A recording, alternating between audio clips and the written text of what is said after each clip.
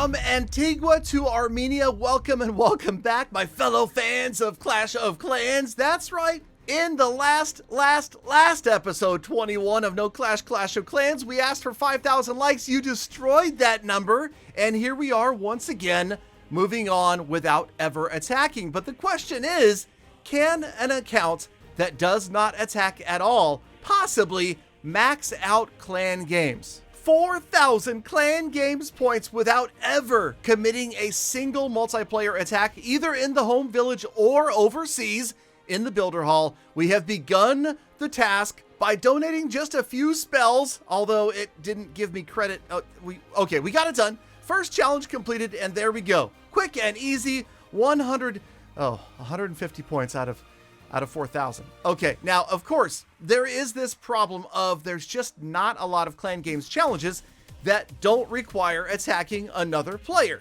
We got lucky right here, right away. We see we have the obstacle, the gardening exercise. So we're going to get out there and clear 5 obstacles quickly so that we can get a whopping 50 more points and be 200 of the 4,000, or in other words, about 5% of the way there. Of course, we do have a little bit of help from an account that has way too many gems, and we'll get to that in just a moment. In the meantime, let's get back to some upgrades. And again, we have to thank Raid Weekend for sponsoring this episode, because let's be honest, if it weren't for Raid Weekends, there would be almost no progression happening over here. So really, that is a big part of why No Clash can continue to not clash, but it's, yeah, okay. Let's go ahead and buy some more resources. We've got some elixir here. You saw we got the Barbarian King going. It's crazy how many levels these heroes have on them already. And yes, why not? I've got the potion. Might as well boost the collectors because it's one of the only ways we're going to get loot, but not the only way, because yes, we are finally popping on over to the practice maps. Of course, we're clicking exit tutorial, and in this case, I just needed a little bit, just a smidge of loot. So we decided to get out of the tutorial, free our troops up, run around the corner here, and just attack some storages and collectors so that we could get the loot, so that we can get the next upgrade going. We'll come back, and like I have told you before, likely off camera, not in a video, we will finish all of those tutorials because they are going to be incredibly boring. But you know what's not boring? Upgrading your Dark Elixir drills, bro. Let's go. All 3 of them, 9 million elixir. And yes, so that's, that's more Dark Elixir, more hero upgrades coming in our future. And yes, I realize I just used the resource potion and now those are out of service, but it's whatever. Okay, we also upgraded an air sweeper. So now we have no builders free one more time. In the lab, we could go ahead and do, why not? Let's do like Valkyries or something. Eventually, like I said, I'm just warning you guys, this series could go inactive. I'm not putting a like goal or requirement on today's episode. In fact, you're completely free to do whatever you wish.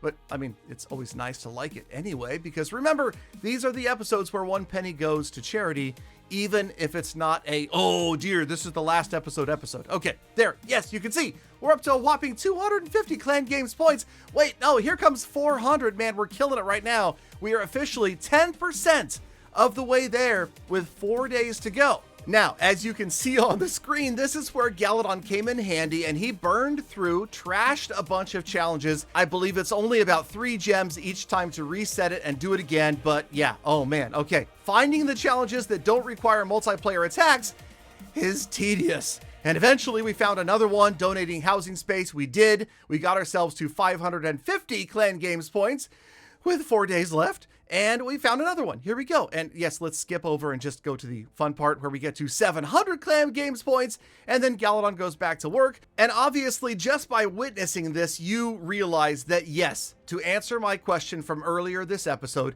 it is indeed possible to finish clan games to get all 4,000 points without ever attacking. Will I?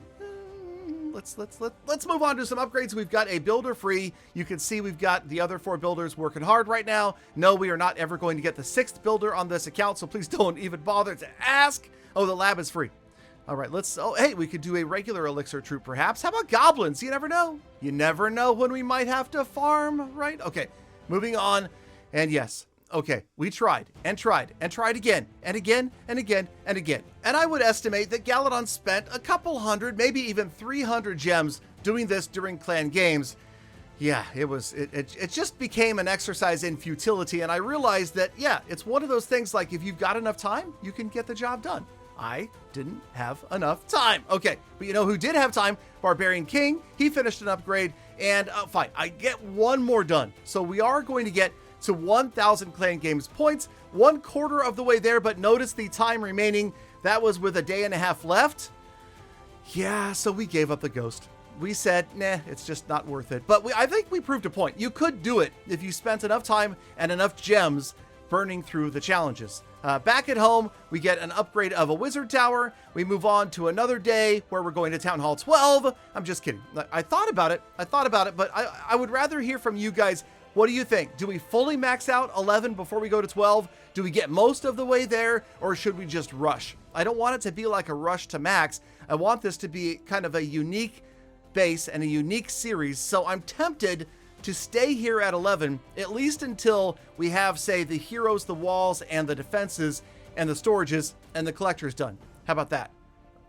More or less. Again, I'm listening to you guys.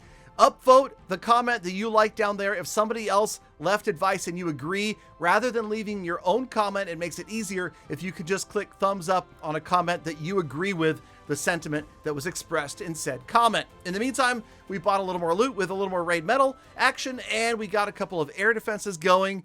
And yeah, that mortar's almost done, right? No builders free at the moment, but in just a couple of hours, the mortar was complete. We fast forward, there we go. Now we can get one more air sweeper upgraded, and we fast forward again. We've got another raid weekend. This time you'll notice, last raid weekend, just over 1,200, and this raid weekend, look at those numbers. 3 accounts over 30K. Galadon got beaten by this account and by 15.0. My current goal is to achieve 36,000 or 6,000 per attack in a raid weekend. It hasn't happened yet, but keep an eye out for that video. And yes, I realize that SEN FGR already got like 42,000 capital gold. Let's move on. Okay, status report for No Clash of Clans, episode number 22. Yeah. Yes, we did surpass 1,250 trophies. We flew right past it, in fact. So this base working out really well. We're nearly on to another league. Gems, we're still in the league of 1,480 gems, so we're ready to spend some more gems anytime. And the heroes, I think we only got a Barbarian King level this time.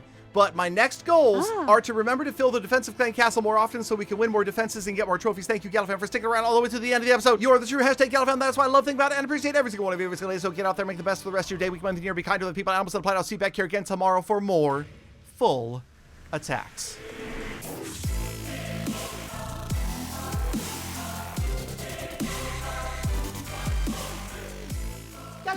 Galadon, if this account is No Clash, does that make it the anti-clash?